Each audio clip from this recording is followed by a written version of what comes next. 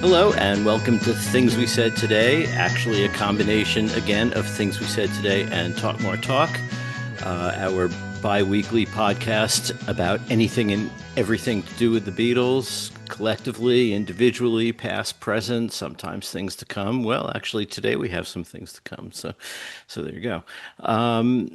And I'm Allan Kozinn, the author of The Beatles from the Cavern to the Rooftop, and Got That Something, How the Beatles, I Want to Hold Your Hand Changed Everything, and co-author with Adrian Sinclair of these beautiful Paul McCartney biographies, The McCartney Legacy, Volume 1 and 2 so far. We're working on Volume 3 right now. And I'm joined by my regular co hosts, Ken Michaels, who you know is the host of the syndicated Beatles radio show Every Little Thing, and a co host of Talk More Talk, as is Darren. And Kit is here filling out the rest of Talk More Talk. And then Ken and I and Darren are Things We Said Today. It's uh, it's a pretty close group here. We've got Anyway, so Ken, right? How you doing? I didn't mention your channel as well, which is packed with Beatles interviews and other information and fun and games and you name it. And Ken will tell you all about it at the end. Ken, how's it going? It's going great. Looking forward to our show this time, as I do each and every time. We got a great topic, Yeah, sent yeah, by one of our listeners, too. right. We have a fun show today. And Darren DeVivo, who has been a force in New York radio for more than 40 years. And you can catch his show Noises from the Valley, as in the Hudson Valley, on Friday nights from 7 to 11 on WKZE 98.1 or 105.9 or at WKZE.com. And Darren, how's it going? It's going very well. Great to see you, Alan, Ken, and Kit. Recently, I was in a Barnes and Noble, and they had a copy of your second volume of the McCartney Legacy up there in the music section. I proceeded to take it out and sit it right in front of. I think it was I put a. I Who did I put it in front of? I blocked. I think Stevie Nicks or something like that, face out, so everybody saw it when they entered that section. Then they asked me to leave the store immediately, sir. No, I'm kidding. But Good move. great I, to be I here, encourage everyone. everyone to do that. And it's great to see everyone. Hi, Kit. Hi, Ken. Alan, Hello. Hello, and hello. you. Here I Okay. am on the And beach. joining us today is Kit O'Toole, podcaster, educator, music journalist, and the author of several books, including Songs We Were Singing, Guided Tours Through the Beatles' Lesser Known Tracks. I still have trouble with the idea that there are lesser known tracks, but maybe that's my age. Um, and Michael Jackson, fact, all that's left to know about the King of Pop. Kit, how's it going? Going great, thank you, Alan. And Ken and Darren, great to be back with you guys. Always a great time. Okay, and today's show, I might as well say what the show is because it'll be in the title anyway. Um, One of the listeners to either our show or one of Ken's shows um, suggested the idea of each coming up with 5 moments in the Beatles' career, the group just that we wish we were present for. And I know I have a pretty good bunch. I could easily have come up with 10 or 15. And so I'm looking forward to hearing everyone else's too. But first, Ken with the news. Well, before I get to the news, I have to tell everybody that in the last couple of weeks, I have amassed about 7 pages of news. And rather than give it all to you all at once, um, so much has happened in the last week or so, and especially the yesterday with all Hmm. the news about Paul, that I decided that what I'm going to do is just focus on the Paul news and the John news. That's the most essential of the last couple of weeks. Not that the others aren't, but on my own channel, Ken Michaels Radio, I'm going to do a separate video filling in all the gaps of everything else that you're not getting here. And there's quite a lot, believe me, when I tell you this. Um, if it wasn't for yesterday, everything happening with Paul, maybe I could fit it all in. But since this show is probably going to be out there by Saturday on the 28th, my video will also be out pretty much the same time. And considering the fact that tonight there's going to be a concert in LA with Paul and his band and possibly new material, I'll be sure to include that in the news for tomorrow. Okay?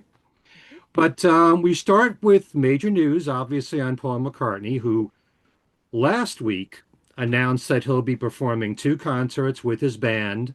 It's actually today. We're doing this Friday, March 27th, and tomorrow at the Fonda Theater in Los Angeles. These two shows are intimate concerts as the venue holds only 1,200 tickets.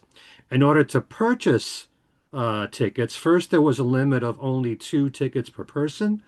Then you had to register for them through AXS last week. And by Wednesday this week, 2 days before the first show, you would have been notified if you're given a link to purchase the tickets. Okay, you would be in then. You might have gotten an email without the link, which means you could possibly be admitted to the show or shows, one of the two shows, but without a guarantee that you're getting in.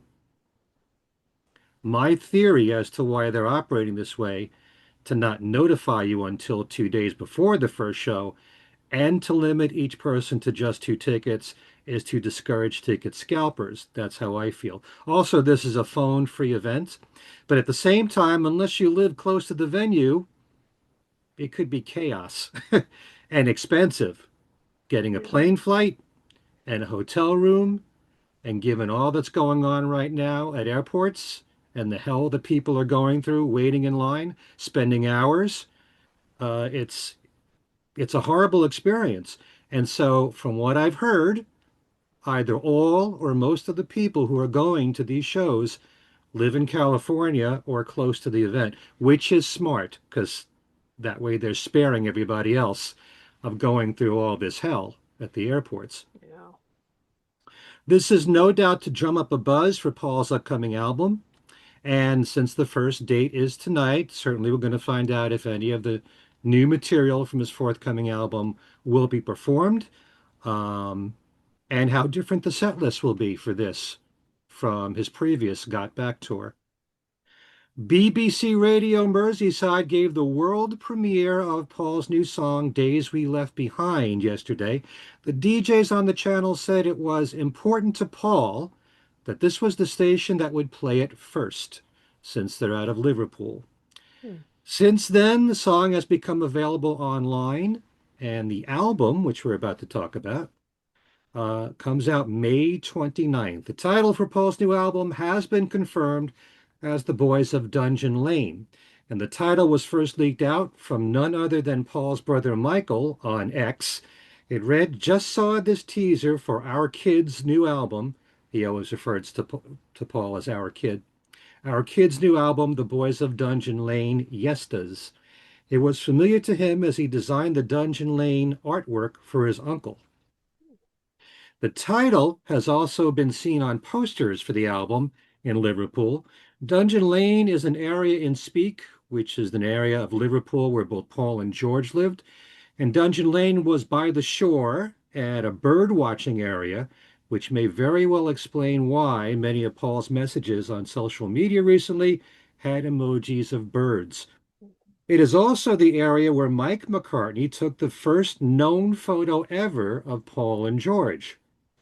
Dungeon Lane is a short walk from the city. Further investigation shows that Dungeon Lane and the Cast Iron Shore is referred to in Paul's demo for his song In Liverpool. John Lennon also referred to the Cast Iron Shore in Glass Onion.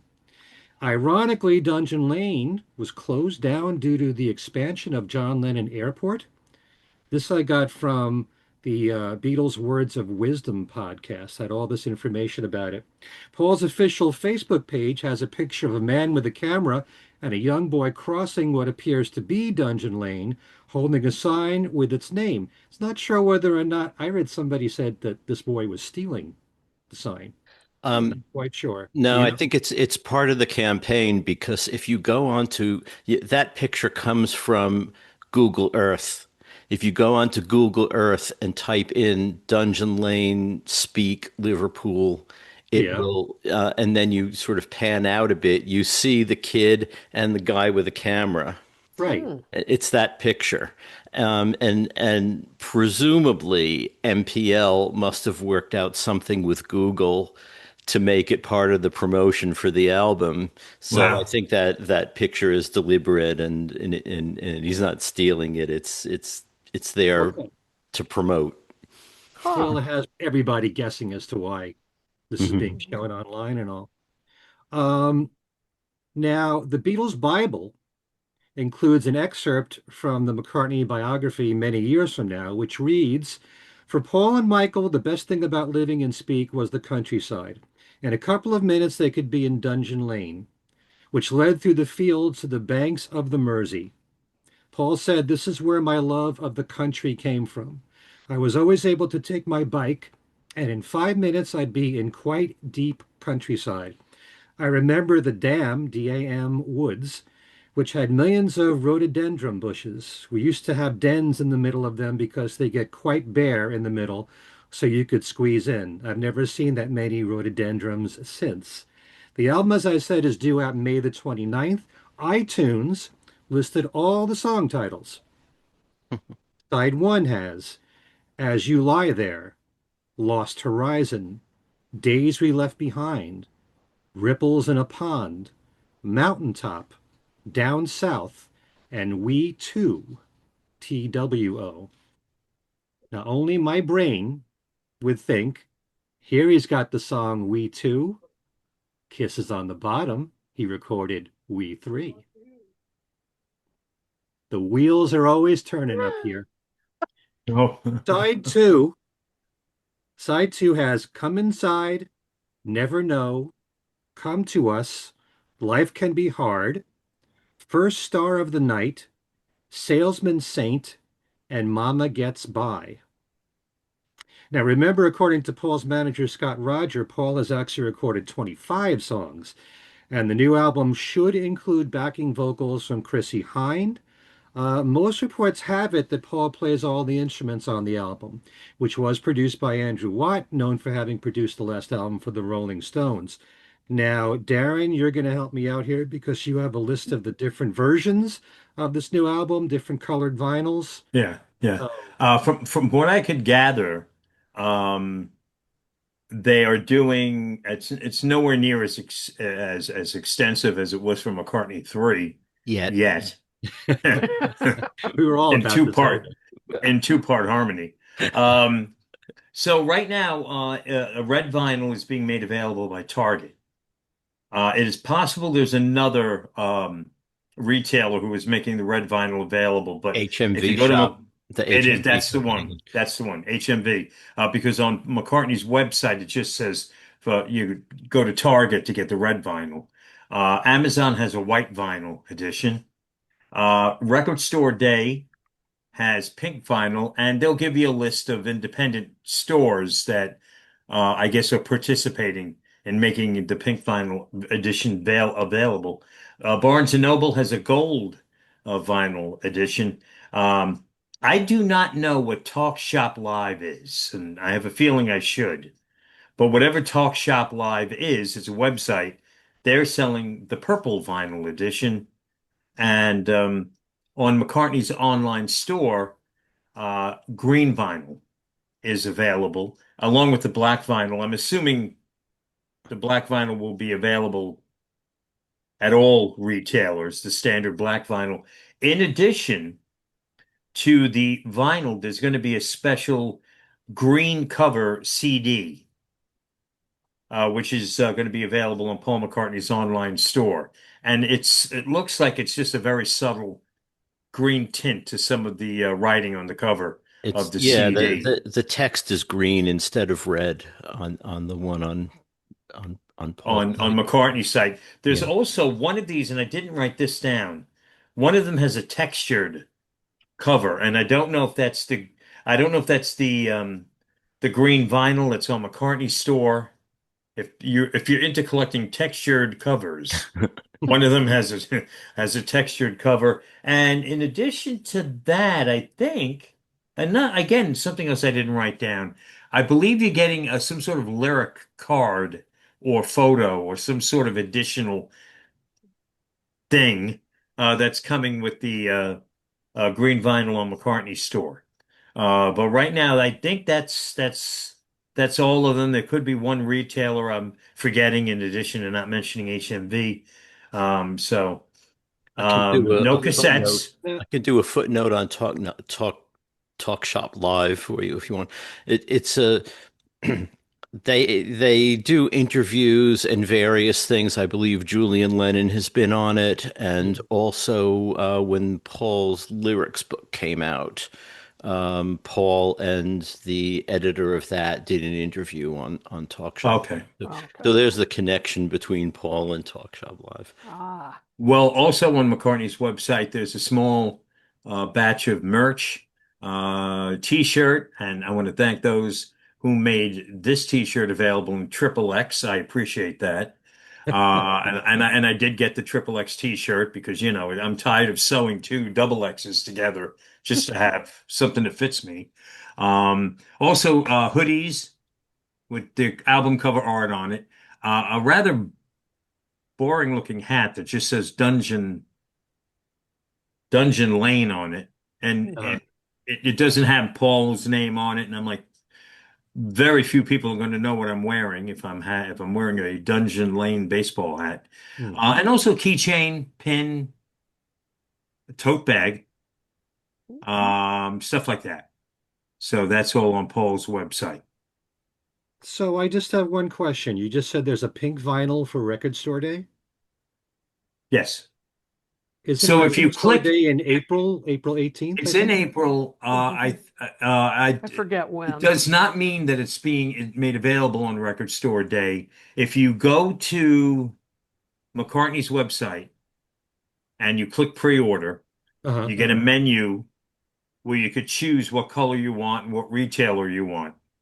And for pink, it says Record Store Day. When you click that link, it's going to take you to, I guess it's Record Store Day's marketplace website, I think, Oh. because there's ways, they have a Record Store Day marketplace where you could shop for old issued items that are still around from Uh-huh. past record store days Yeah. and other independent stuff. It's really a place for independent record stores to sell stuff online. And on that site, there's a list of participating stores in your area that you could click if they're making the pink vinyl available. For example, I bought it, the pink vinyl, going that route Mhm. and being in the New York City area. I purchased my copy from a store in Hoboken, New Jersey called Tunes. That was the link I chose that was listed that would have the album available. Um, so, Okay. so that's that. All right. So before we get to the news on John, you've all heard the new McCartney song. Mhm. What do you think of it? Kit, we'll start with you. Yeah, I really liked it. I like the highly personal lyrics. I liked Paul's voice on this. Hmm. I think it really suits the subject matter. I mean, he Yeah. sounds, oh, I mean, he sounds his age, and in this case, that's okay because he's Yeah. looking back, Hmm. and he's looking at it from this other perspective. I like the sort of sparse arrangement. It reminded me very much of Chaos and Creation. Yeah. I mean, as I Yeah. was listening to it, I thought, wow, this would not be out of place for that, and that's a good thing. I'm really hoping that the rest of the album is, I mean, not a complete chaos retread, but but that kind of spare, kind of very intimate Hmm. feeling in terms of the lyrics, in terms of the production. So I said on when I posted the link on my Facebook page, I said this is actually one of the most excited. I've been the most excited about this single that I have been for a Paul single in a while. I really, really like this. Yeah, and like we've heard that it's more than likely Paul plays all the instruments on Hmm. the album, and on Chaos and Creation he did play most of the instruments. So it Exactly. could very well be kind of the same thing. Hmm. Do you think sometimes? Well, I'll ask the three of you this when we're all done. Okay. Alan? Yeah, I liked it too for the same reasons that Kit says. I mean, it's interesting that now that he has his voice as it is now, it does kind of make sense for him to write the kind of music that an 83-year-old would sing instead of trying to, you know, still write kid songs. I mean, he hasn't really written kid songs for a long time, but every now and then one turns up. But it sounds like this is going to be an introspective and retrospective album, and that makes a lot of sense. And if this is a sample of it thematically, I think it'll be great. And there was something else that well, I'll think of it at some other point. But yeah, it's the thing is, in the press release, they talk about how there are some sort of Wings-like rockers, some Beatles-like harmonies, and other aspects of things that Paul has done throughout his career. So I imagine the album will be, I don't know that we can assume that it's going to be a whole album of this kind of thing. I think it's Right. going to probably be pretty varied, which is his style, generally speaking. So I'm really looking forward to it Yeah. anyway. And Yeah. and this is a good intro to it. Hmm. Yeah, Paul being very versatile and eclectic, that's his trademark. Yep. So you never quite know what to expect. Um, Darren, your thoughts? Um, I was I happened to catch it on the radio when it was played on the Beatles channel, and so I was a little I was I knew an announcement was coming about the album. Everyone was assuming it was coming soon, these two shows in LA. I happened to be in the car heading to Citi Field for the New York Mets home opener. This was yesterday, Thursday afternoon. And about 5 minutes before the announcement came on, I hit the dreaded wall of traffic that I was hoping I'd avoid heading to the stadium. So my mood was immediately in a foul place, and it was almost like for 3 minutes the sun came out. Well, the sun was out, but it was like everything lightened, everything got quiet, and here's the new song, and I'm like, holy smokes, this came out of nowhere. Even though we knew something was coming, I Hmm. didn't expect to hear something this quick. But in this day and age, yeah, I liked it a lot. I did think on the very first listen that it was a little bland, but I had a feeling it was going to grow on me as I listened to it a couple more times. It just had that potential to it. Hmm. Struck me actually as something that I thought would work. I don't know why I thought of Egypt Station. Something about maybe the way he sang. It reminded me of another song on Egypt Station or something like that. And, it goes to show that, yeah, his voice is old, but I've been saying it that I would rather he not try to perform live and work solely in the studio because there's ways of manipulating singing in different ranges, writing songs in different keys, recording in controlled environments where his voice could still be effective. And this is proof of that.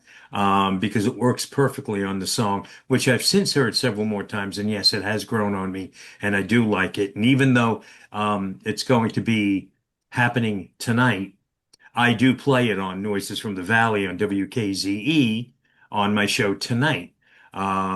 but this is being recorded on a Friday, so it'll be past. But I'm sure I'll be playing it several more times in Fridays to come. So I like it. I'm very excited about the album, obviously, and I'm really enjoying the initial hype that the album is getting. It seems to be a little, maybe I don't remember McCartney 3 when that was announced. It Hmm. just seems there seems to be a giddiness of it from all the McCartney fans about this. Mm. Mhm. Whether it was because it was 5+ years since McCartney 3, not counting the Imagined Mixes collection. Um, but it's a heavyweight in music history at the age of 83, Hmm. putting out a new album. Whatever it Mhm. is, it was nice the past few hours to hear news outlets kind of spending time with it and talking about, Paul McCartney's got some new music coming out, and so that's very cool. And I'm glad I have my Triple X t-shirt, the album cover on it. By I the kind way, of wish, if you look on YouTube, there's already at least one cover version of this yes, song. Yes. our friend Oh, really? Fernando Perdomo has already recorded the song. And Mhm. if you remember when Egypt Station came out and I Don't Know was getting airplay, tons of covers of I Don't Yeah. Know all over YouTube.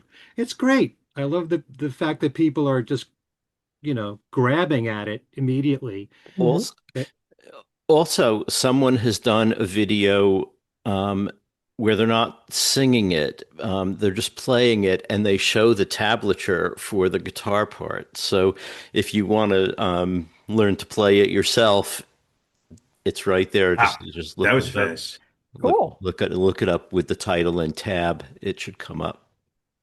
I posted the video for Fernando's version, and Oh, nice. the only thing I wrote in sharing it was already question mark question mark. Um, I kind of wish in a way, since there's so much buzz now on McCartney, that there wouldn't be a 2 month wait Yeah. for the album. It should be coming out like within a month. But yeah, I fell in love with this song after two listens. And Mhm. kind of in a way, like Darren said, it sounded a little bit bland after the first listen, but I really, with the lyrics, noticing what the lyrics said and the way that Paul sang, it was just so well done, Yeah. well executed. And I remember when we've talked in the past about Paul's voice and how it's aged. My wife, who studies voice, told me, and I said it here on this show, Paul has trouble with his mid-range when he Mhm. sings. That's Hmm. why you're hearing him singing in a higher range more now, whether it's his real voice or falsetto, and a lower range like Women and Wives, that kind of Interesting. thing. So, when you hear him sing in this high voice, that's part of the reason why he's doing it. And it just sounds, for some reason, whether it was just the right take, it Hmm. just sounds right for this song. Yeah. It kind of reminds me of like early days and Yes. like Hmm. Confidant was the Hmm. song from Egypt Station that it reminded me of. But I was just going to ask the three of you, a colleague of ours made a comment, one of the few negative ones about this song, that he's not a big fan of a Beatle going nostalgic. And Paul's done a bit of it, in recent years with And early Ringo. days, Hmm. and especially Ringo with the Liverpool songs that he's done. But if you look at early days or That Was Me, which I love, That Me Was Me, too. big track. The songs we were singing, which inspired a fantastic book on the Beatles, which everyone should pick up. Um, do you think that do you get offended, or do you wish that he wouldn't be drawing so much on his past, or do you just embrace it and say, hey, look, he's 83 years old, he's proud of that time in his life, and you don't mind him writing so much about. In this case, it's not even just the Beatle years; it's even before that, Yeah. you know. I mean, I've thought about that too. I mean, when Ringo's done it, when Paul's done it in the past, and then this time, it always reminds me a little bit of remember the Ballad of Paul Revere? Paul Revere and the Raiders had one of these songs all about how, and the Mamas and Papas had Creek Alley, All and right. it always seemed like the Beatles were beyond that, except they weren't in a way. I mean, Glass Onion Yeah. is full of Mhm. autobiographical references and in jokes and stuff like that. Penny Lane has in jokes in it, that, mainly for them. And you know what? If it's well done, it's well done. And this one is well done. And I think, certainly he has the right to, first of all, do anything he wants. And Right. second, to sort of, sit back and introspectively look at his younger years. It's a long time ago, and it probably has an interesting sort of texture and resonance for him, thinking back to before the Beatles, before all of that, to those days when, he and Mike would go bird watching on Hmm. Dungeon Lane, and he and John would play at Forthland Road, and all these things are referred to in the song, and why not? I don't really have any objection to it. By Yeah. the way, Why would yeah, why would someone object to something like that? Yeah. He's a songwriter. He's going to write about, you know what I mean? He's going to write about uh, past loves. He's going to write about fast cars, fingernails, things that he did 50 years. You know what I mean? No, George does the fast cars. Yeah. So, right. Can't write well, about it's his just a past. matter of kind of relying on your past to get people interested in what you're doing today. Everyone has to complain about Yeah. I mean, that's something. I, I wrote a Good exactly. point. song about people complaining about things, Yeah. Yep. which I'm guilty of myself. But Hmm. anyway, it's just so what? I mean, he's 84 now too. What do you want him to write about? The Don't Yeah. blonde push that it. moved He's next door to 83. him? He's He's 84 not in 84 June. yet. 83. Sorry, Paul. Yeah. So, what do you want him to write about? Cute puppies that go walking up and down his block? He would. He could do He it, would do but that. he could probably do it, but Oh, wait, sorry. That was a Marilyn Manson song I'm thinking of. No, The but sun, you see, I'm hanging out here on the beach having some beach cocktails and the sun is beating on my head, so I'm getting a little goofy now. actually, overheated. what our listeners don't know is that Darren was aware of what the topic was for this show. He thought we were going to cover Gontrapo, which is why he has that background behind him. Exactly. Yeah, I mean, come on. What I don't like when, like, this was some of the criticism I had with some of Ringo's albums with Mark Hudson, that it would get a little cutesy for me at times with the Beatles references and Hmm. that kind of, that bothers me more than something like this, where this is, as we said, an 83-year-old man looking back at his life and what a life it is. Hmm. And I loved On Memory Almost Full when he did, That Was Me. Oh yeah. Oh my God, I'm blanking out the about the sort of talking about the, when The end of was the now. end. The The end end of of the the end, end. thank you. The end of the end. I mean, it really, I thought, brought it gave you a kind of a personal glimpse, into his life. And I found that fascinating. And so if that's what this album is going to be, a bit like that, maybe, as Alan, as you said, not the whole thing, but at least parts of it, I say great. He's writing about what he knows. He's being reflective, looking back on this, as I said, this amazing life he's led. What's wrong with that? There's nothing wrong with it. And Yeah. for people who are critical of him for not revealing too much about himself, they Hmm. should love introspective songs from him. There's an option. Yes, He could not be writing or making any more new music. Is that exactly. something you prefer? Hmm. Very good. Well, anyway, so I'm glad we're all in agreement here about this new song and can't wait for May 29th, which happens to be my wife's birthday. And Nice. Ah, she's not going to want to know a thing about me that day, I can tell you that. but that doesn't happen from time to time? Yes, Ha it ha does, ha but I'm not ha going to ha go ha there. ho ho ho ho ho. Okay. Now we'll Moving be on. blocking out everything else in our lives that day and just listening to the new album. That's right. You're All right, still so taking it to dinner though. Yes. Don't forget. all right, maybe he may not care that day. The other really big news is that there will be theatrical screenings of John's one-to-one benefit concert coming to cinemas on April the 29th, retitled Power to the People. This is not to be confused with the one-to-one documentary that recently came out, but rather strictly the concert. Whether or not it's all taken from one show, as there were both an afternoon and an evening show, or maybe it's a hybrid between both, we don't know yet. Tickets are already on sale for your local cinemas at powertothepeoplefilm.com.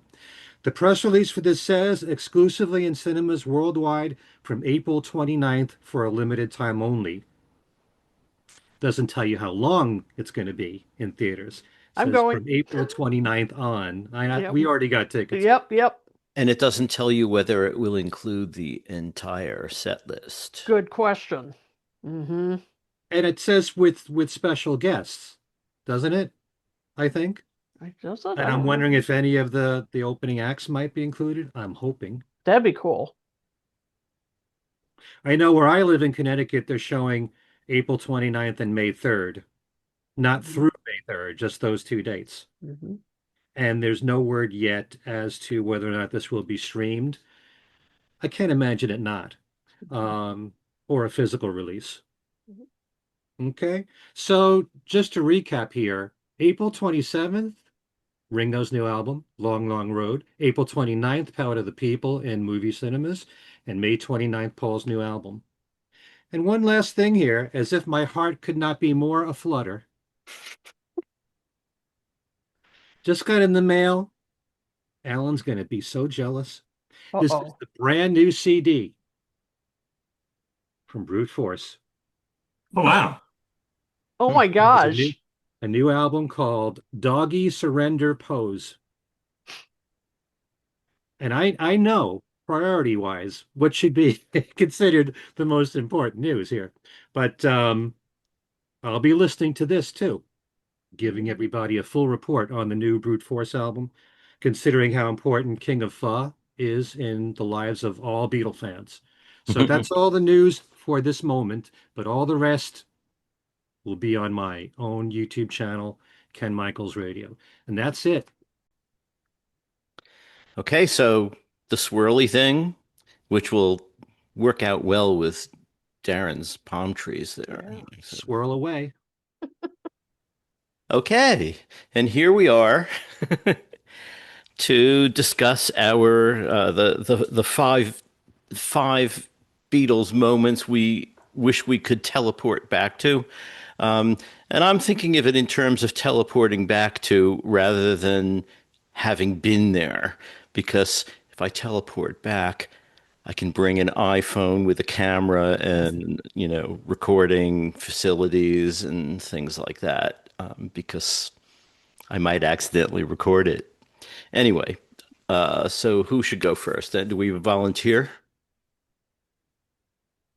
They've Not heard me. enough of me, so Let one of Kit the go. three. It? Okay. Okay. Now, are we doing all five at once, or are we doing one at a time, or how do you want to do it? Let's do all five at All once. five? Okay.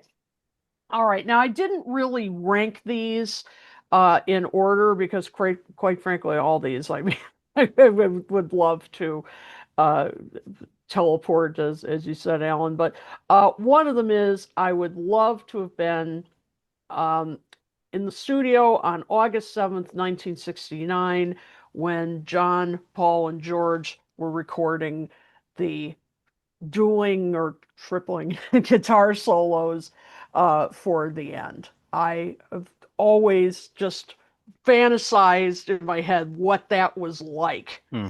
to be in the studio and watch them. I think Jeff Emmerich said in an interview that, watching them, they had, smiles on their faces, and it was like they were going back to times, that that they played together live, and I mean, I just would have loved to have sat there and watched this, and watched them trying to kind of outdo each other, but in a friendly way, and just the maybe emotions of the moment. So that's one of my picks. The That's a other good one. one, oh, go ahead, Alan. What were you gonna say? I just said that's a good one. Oh, yes, yep, absolutely. Next one, I mean, kind of a no-brainer. The rooftop concert. I mean, I just every time I've watched the, performance and seeing all the people sitting around on the rooftop, I just think, oh gosh, how awesome would it have been? Even though it was freezing, I guess it was freezing cold that day, but to not only witness their last public performance, but just witnessing, and we got a taste of it in Get Back, and all just the interactions with them. I mean, seeing Paul and John, smiling at various points, that they were able to put the BS, behind them for that time, and just being there for the love of the music and playing with each other. So that's kind of a no-brainer. Another no-brainer is when they were on Ed Sullivan. Now, the first time. Um, Now, I was kind of torn about this because I was thinking about live performances and I wanted to pick ones where you could actually hear them. And, Right. it's kind of important. So this one maybe you wouldn't be able to hear them as clearly as you would like. But my gosh, I mean, the night that they made their big splash in America and would change everything. Come on. I mean, and I've actually been in the theater. I saw Letterman taping there many years ago.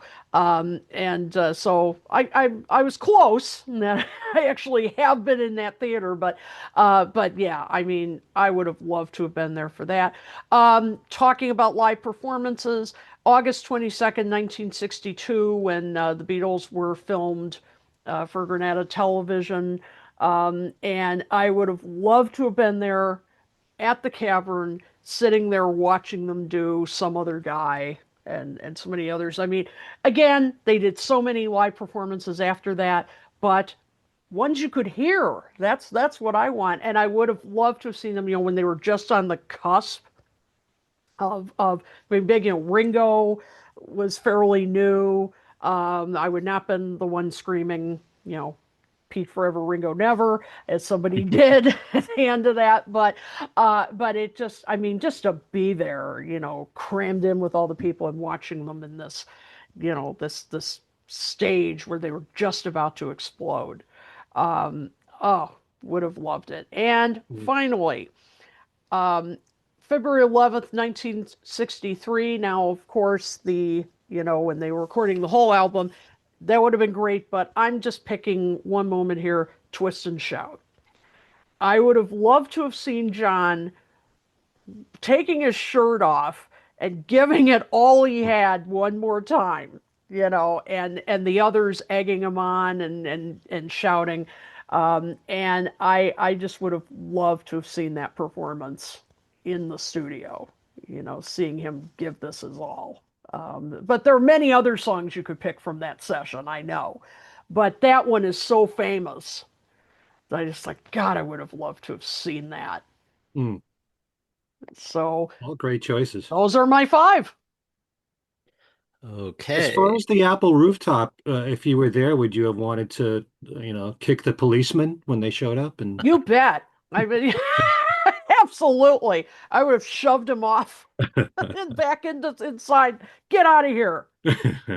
I think they were basically out of material by then, though. they I mean, were. they Mhm. had done Get Back like three times, and a couple of other things were repeated. But unless and I think if it wasn't so cold, maybe they could have stayed out and jammed or played some old songs or something. Mhm. But I think they were probably about done Yeah, when anyway.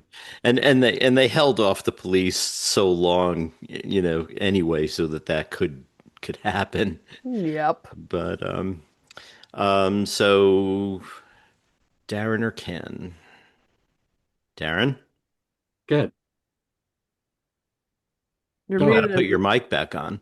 Yeah, I muted myself here. And did you notice the quality of the show increased over the past couple of minutes while I was muted? So now it goes back downhill. So my five moments that I would like to have been in attendance for. Starting off with being on the roof of 3 Savile Row, January 30th, 1969, for the live performance. And just having a little bit of a heads up beforehand, so I was dressed properly with many layers so that I could survive the cold. Yes. To be there would just and it's still a goal of mine one day to get on that roof somehow. So you might hear about it in the news. New York man tourist gets arrested while breaking onto the roof of a building in London. But that's my number one thing, to be on the roof for the rooftop performance. Number two, similar also to you, Kit. No, actually, the number three is similar to one of yours.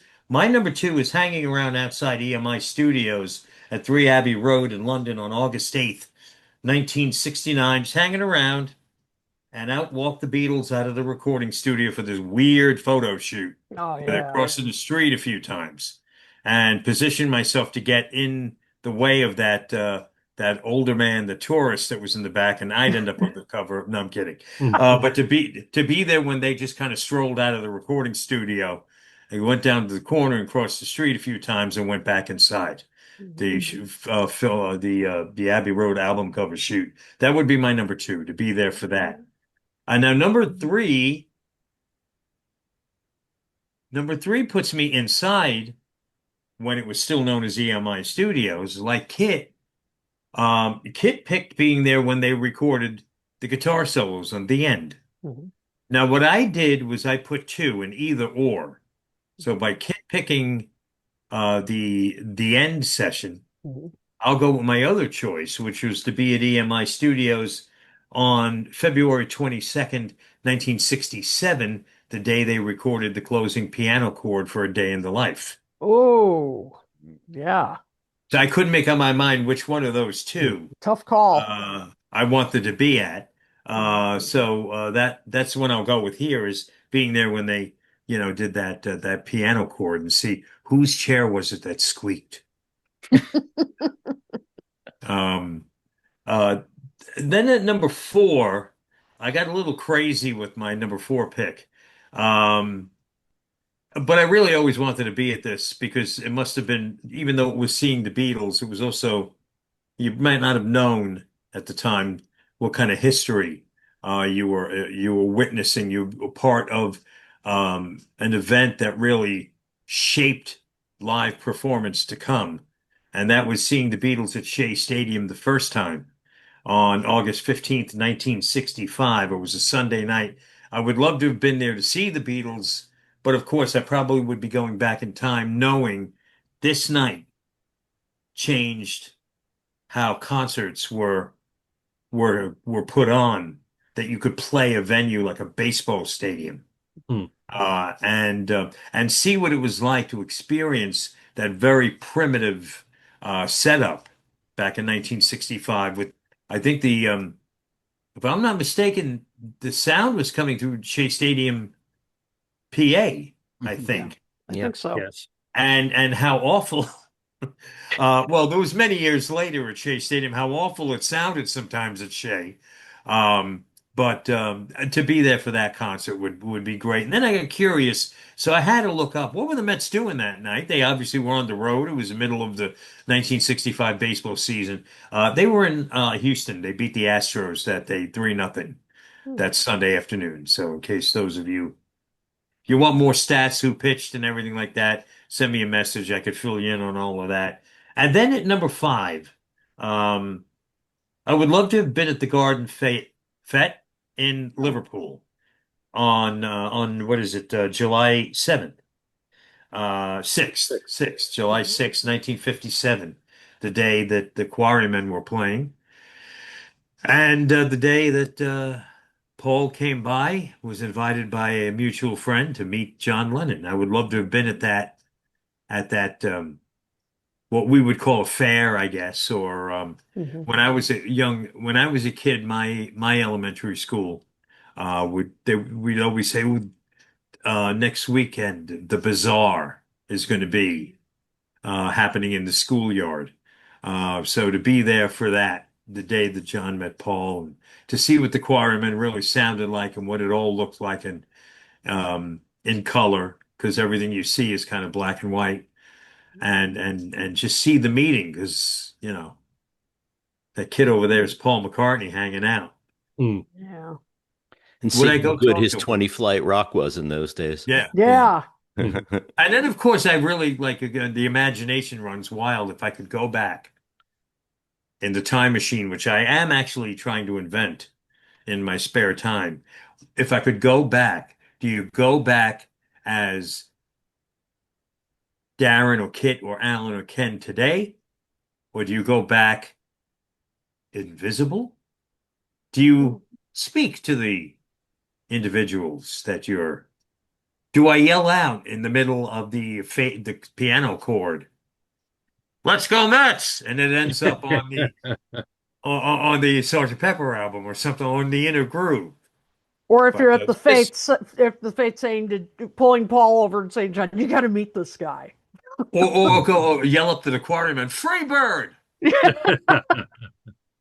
But anyway, this was a great idea. The listener that suggested this, Mhm. because Yeah. I've always, especially in the case of the rooftop concert, Mhm. pictured what that would have been like, and talking with Chris O'Dell numerous times about being up there. Was it loud? Was it, uh, you know? So that's those are my five, and great idea for a Mhm. theme. Be Okay, interesting Ken. to know which ones we all have in common, if any. Mhm. So far, there's one that at least three of us have. So, Ken, let's see if we can make it a full house. Probably will. A few times on this show, I've said this, but if I could see the Beatles in concert at any time, it would have been in Hamburg. Mm. Because those Yeah. were the years where they became a great live band. And to see them develop from 1960 through 62 as a live band, that's what did it for them. Now, you can either say this counts three times or as one, because if I could, I'd like to have been there when they started at the Indra with Pete and Stu, and I would have seen Stu play bass, whether good or not. And I would have liked to have seen them shortly before Stu died with Stu and Pete. And then I would have liked to have seen them at the Star Club with Ringo. You would have gotten 8 hours a night with breaks in between. You would have gotten so many songs that they never released at all. And some of them wound up on BBC recordings. But even beyond that, there were a lot of songs they used to do live that we never heard them do. So to see them develop as a band, um, all the little things, to see Paul start out as a bassist live, that would have been really interesting to see. Um, yeah, all of that. And as is pointed out several times, the early years, George Harrison got a lot more lead vocals than later on. Mhm. So you would have heard George sing a lot more. You would have really have seen the band develop over those 2 years. I'd much rather pick Hamburg than Shea Stadium or, any of the really big events like Mhm. that, where they only played for half an hour in the United States. And in some cases, you barely heard them. That was more a spectacle Yeah. than a concert. So that either counts as three or as one. I say it counts as one. Anyway, number two is also the Apple rooftop because to be there almost literally in their faces, yes, it would have been cold, but you would have heard them clear as a bell. You would have seen all their interactions with each other, although we've seen a lot of the concert now. Um, I would have tried to sit somewhere on the bench with Yoko and Maureen and Ken Mansfield. I would have looked all around the surroundings, see people hanging out as we've seen from near the buildings across the street or nearby out the windows. I would have had all those observances and would have witnessed a very historic moment right there. See how they reacted with each other on stage. It would have been really something for that. My third choice is also the first Ed Sullivan show, because Yeah. then I'm sure there would have been some screaming. Yes. You would have heard them. And also the whole idea of witnessing an entire Ed Sullivan show an hour long with all the other acts waiting outside the building to be entered, that in and of itself is exciting. Feeling the anticipation for the Beatles towards the end of the show, even though they weren't the last act, they were the next to last act in the first show. Hmm. But to see them in the very beginning and finally live right before your eyes for the first time for most people in America, here they are. You know, you've been hearing their music all over the radio, and now you're going to actually see them. That alone makes it so exciting right there. You know, so many people said that moment changed their whole lives and made them want to be musicians. Yeah. To be in the audience, to see all the kids around me, that would have been an incredible experience. Um, the meeting that the Beatles had, where John proposed that they make one more album. Mm. Nice. Alan's now nodding his head like, I thought of that one too. No, Really? Okay. I'm shaking my head because it's a Yeah. good choice. That's very good. Mhm. Um, it was, it showed that John was very much aware of George's frustrations in the group, and to propose a new album where he and Paul and George each get four songs and Ringo gets one or two. And I mean, I've heard uh, what Paul had to say at that moment, but I don't know the whole meeting and how they interacted with each other, how their faces looked, how they looked at each other. That was that could have been a pivotal moment right there in deciding whether or not they were going to stay together. Although it was only after John did the Live Peace in Toronto show, he felt exhilarated doing that and he decided he wanted to leave. But maybe, just maybe, what was said in that meeting might have solidified in John's mind where he was going to go. Um, you know, who knows if Paul agreed to that? Maybe they would have continued. I don't know. It's all speculation, but it would have been fascinating to be there in the room and to hear the entire conversation. And I remember George saying to Paul, because Paul said, I don't think that the public would like George's songs as much as No. mine and John's. And George said, I don't know. I think I have fans out there that like my music too. So to see the look on George's face while that was going on, talking to Paul about it, all of that would have been very interesting. And then I also said John meeting Paul for the first time at the church garden fete. I mean, everything revolves around that. That doesn't happen. We probably wouldn't be on the air right now talking to all of you.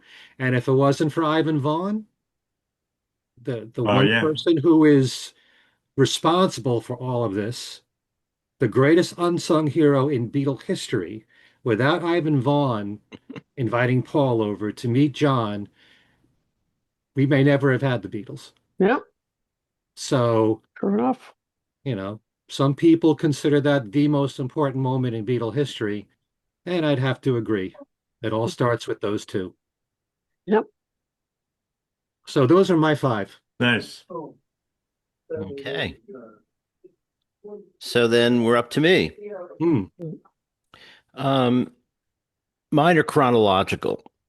So I'm starting with, I mean, yeah, the Garden Fete, would have been a fascinating moment to see, but I wouldn't have thought that the performance would have been that spectacular. And I'm Yeah. going for spectacular performances. Um, so my first one is April 5th, 1962, fan club night at the Cavern. And Mm. that was the night where they played their first set in leather and then changed into their suits and came out in suits and played a second set. And there were also some other interesting things about it. In the first half, Ray McFall, the owner of the Cavern, came up and sang with them. I think "Falling Can't Help Falling in Love with You," and I think he tried something else that the Beatles didn't know, and it didn't really work out. On the second half, Pete sang "Peppermint Twist" and Paul played drums. Hmm. So Wow. it's bound Yeah, to have yeah. been a really interesting evening, and also Ken, Pinwheel twist. Pinwheel. What did You I say? said peppermint twist. Peppermint. Oh yeah, it was different. Yeah. Um, so and I was reminded of that in when we just covered Evolver 62, and Mark talks about it at some length in that film, and so I went back to the book and read about it again. So that would be my first one. My second one was going to be the entire Please Please Me session on February 11th, 63. But since Kit chose that, maybe I could switch mine to not too long after that, April 4th, 1963, their concert at the Stowe School. Oh, good Because now pick. we have a bootleg of that, and it was an Yeah. interesting set, and the audience was pretty quiet. I mean, it was a Mhm. boys' school, and I could have gotten a better recording of it than they got. You So know, Alan, when Ken picked seeing the Beatles in Hamburg, mm, I was going to say, Ken, and if you would have brought your buddy Alan with you, he would have recorded that. absolutely, yeah, yeah, and then we could sort of talk to Peter Jackson about restoring it and bringing But it would out. you have brought, but would you have had a 21st century digital recorder in your pocket? Absolutely, yeah, I would have brought. I'd bring in my iPhone. And then the There- person standing next to you goes, "Hey, mate, what's that?" It's my Star Trek Oh. communicator, but they wouldn't even know about that yet. Yeah, right. So the third one, well, this would have been a nice symmetry if I had kept with the Please Please Me session, because my next one would have been exactly a year later, February 11th, 64, their concert at Carnegie Hall. Maybe I'd Mm. go to Hmm. both of them. Um, it's their first New York live concert. And for like 40 years, I almost lived in Carnegie Hall. So, to me, that's home. It's like having them in my house. And it's something like, talk about holy grails. I mean, it's something that there's no known recording of. There were rumors of recordings that I spent ages trying to chase down. We have the contract from Carnegie Hall between Carnegie and Capitol, where it's saying, gives the fee that Capitol would have to pay to Carnegie for a recording, which was $300. Wow. I'd go back there and pay the $300. Um, so that would be basically my third one, it looks like. My fourth one, June 25th, 1967, the recording and telecast of All You Need Is Love. Yeah, That was a runner-up for me. that Yeah. was I thought about that. Yeah. I mean, you'd be hanging out with not only the Beatles, but Donovan and the Stones, or at least Keith and Mick, and all kinds of other people Yeah. around there. And it was, really colorful and fun and a great song. So that would have been That would have been fun to be at. And the last one is, of course, the rooftop concert. So, Imagine um, we're all there and it's like, the roof caves in because all four that's of us, right. and then here comes Darren in his triple X Dungeon Lane t-shirt, and went through the Actually, if we were all there, it would have, not counting the film crew, it would have like doubled the audience of Yeah, people who were actually on the same roof as the Beatles. Um, so yeah, that would have been fun. I get this picture of the four of us sitting on the side and Yeah, yeah. on Yeah. the row. Yoko, can you move over a little bit? Really? Just a little bit over to the side. Sorry, I'm a little large. So I think between us, we've hit some really good moments there, and maybe in a year we should do this again. Yeah. Uh, You it's know what was really tough about doing this? Because unfortunately, I lost the name of the person who submitted Yeah. it, but I didn't know if he meant that it had to be like a 1 day thing that you observed. Because what if it was like observing the Beatles recording Sergeant Pepper, the whole album, mm, 700 hours? That's one thing. That would have been amazing to itself. Or pick one song like Strawberry Fields Forever, or like with you with All You Need Is Love for the broadcast. You know, if it was more than a day, we can easily pick an album and wish we'd witness it from start to finish. yeah, all of them. But at least please me, you have 10 songs out of 14 that Yeah. were all recorded in the same day. Okay. So shall we wrap up? I think so. Sure. Yes. Go around, as Darren says, the horn, Yes. and we'll start with Ken. Okay, well, on my YouTube channel, Ken Michaels Radio, as I said earlier, I will be filling in the gaps for all the news that you didn't hear on this show pretty much the same time this show goes up. So if you can, check that out because there's a lot that I didn't get to right here. I'll also be doing one of my Beatles preferences shows with the co-hosts of Hands Across the Water. I'm recording that this Sunday, so that should be going up later on that day. My radio show, Every Little Thing, in addition to listening to it on WFDU, which you can stream at WFDU.FM, where it's heard Saturday mornings at 6 a.m. and Sunday mornings at 8 a.m., both Eastern Standard Time. And you can also listen to the show on their archives page by typing in the show, Every Little Thing. One of the 24/7 Beatles channels, other than Fab 4 Radio, which we're on, there's another one called Beatles-orama. I'm wearing their shirt right now. Very nice. Okay. And I used to be on that channel, and I've returned to that channel. You could actually hear Every Little Thing on Sundays at 12 noon Eastern Time. So all these opportunities to hear my show, and it's not like all these stations run the same show every week. You can hear different shows on different stations. So if you can, check out the show on BeatlesOrama.com. That's Beatles-A-Rama.com.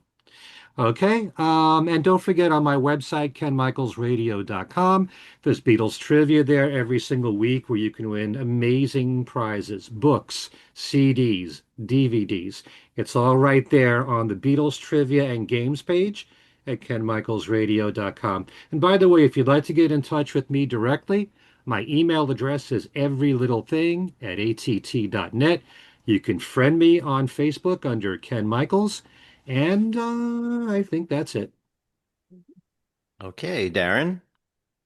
All right. Well, you can listen to my relatively new radio program, Noises from the Valley on WKZE, which is located in the town of Red Hook in Dutchess County, New York. That's up in the Hudson Valley area. WKZE is at 98.1 FM and also locally 105.9 up there. But most of you obviously aren't in the Hudson Valley region or in Western Connecticut, you could listen anywhere on the planet at WKZE.com or get their app. And Noises from the Valley can be heard Friday nights between the hours of 7 and 11 p.m. Now, we're recording this on a Friday, so the show that's airing tonight, which you can catch in the archives then. So when you do see the show, if you should you want to, go to WKZE.com to the audio archives. The show I'm doing tonight is going to feature a little 50th anniversary set of the Wings to the Speed of Sound album, where I play each band member taking a lead vocal. I just leave off the bass player, a guy named Paul. I skip him and play one track from, the other members on lead vocals. And then I play the brand new Paul McCartney song as well. And the show also has a set of Elton John, set of Eric Clapton, birthdays for them, and a big set of baseball songs as the baseball season's back for 2026. So that's on Noises from the Valley. And that's where you can catch me. And look for me on Facebook at Darren DeVivo. Send me a friend request or click like or follow on my other page, which has my name in it, but it's much longer.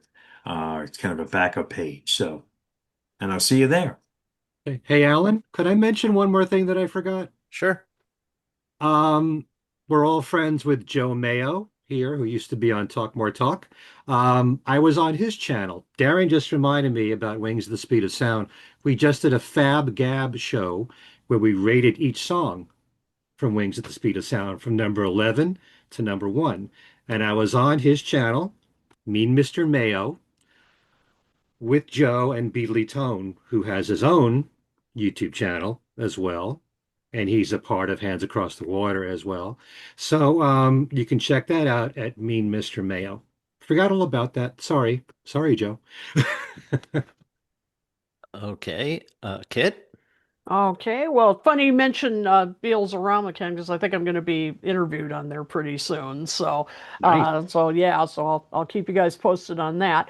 Of course, my other show, Toppermost of the Poppermost, we're still playing catch up with some of our episodes, recording them, but you can find all the latest ones at toppermostofthepoppermost.net.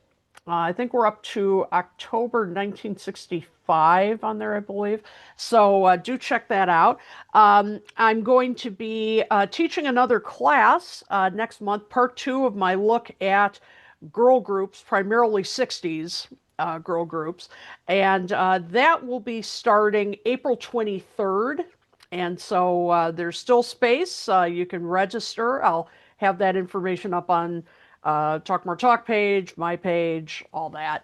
I'm also going to be doing next month another episode of the show that Ken Womack and I have been doing called Classic for a Reason. The next one will be on April 21st, and we're going to be talking about Radiohead's OK Computer, which is going to be a little out of my comfort zone. I'll admit, but I'm looking forward to it. I think it's going to be a great discussion. And you can register for that as well. I will put that info up on my up various pages. And I think that's it right now.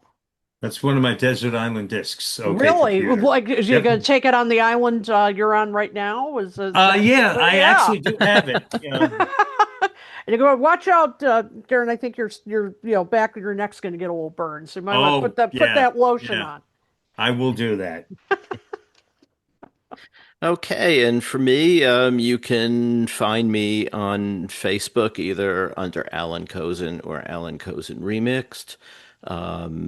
You can, and there's also a McCartney Legacy Facebook page and McCartney Legacy, I think .co.uk website.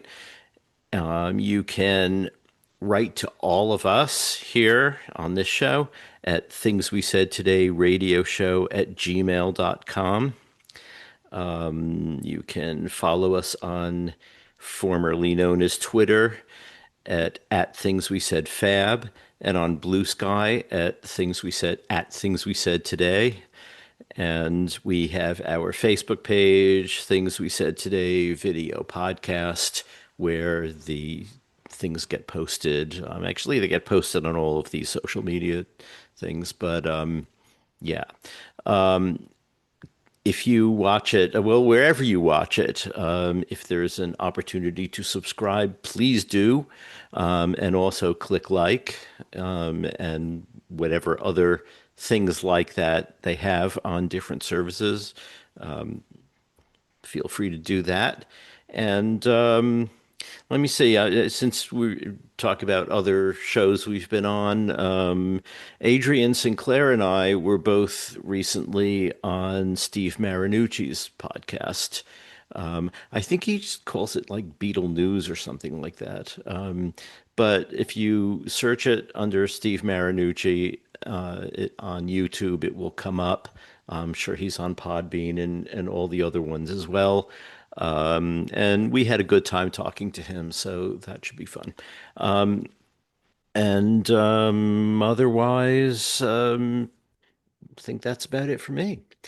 So Steve Marinucci also just did an interview with Mark Lewison. that's right. Check out That's too right. for Evolver 62. Hmm. Hmm. I'm going to be on the show soon as well. I swear I'm not stalking all of you. I really. Well, and he used to be one of us here. That's right. He was with Ken, the founder of this. So, That's true. Very yeah. true. Hey, Steve. Anyway, so for Ken Michaels and Darren DeVivo and Kid O'Toole, I'm Allan Kozinn.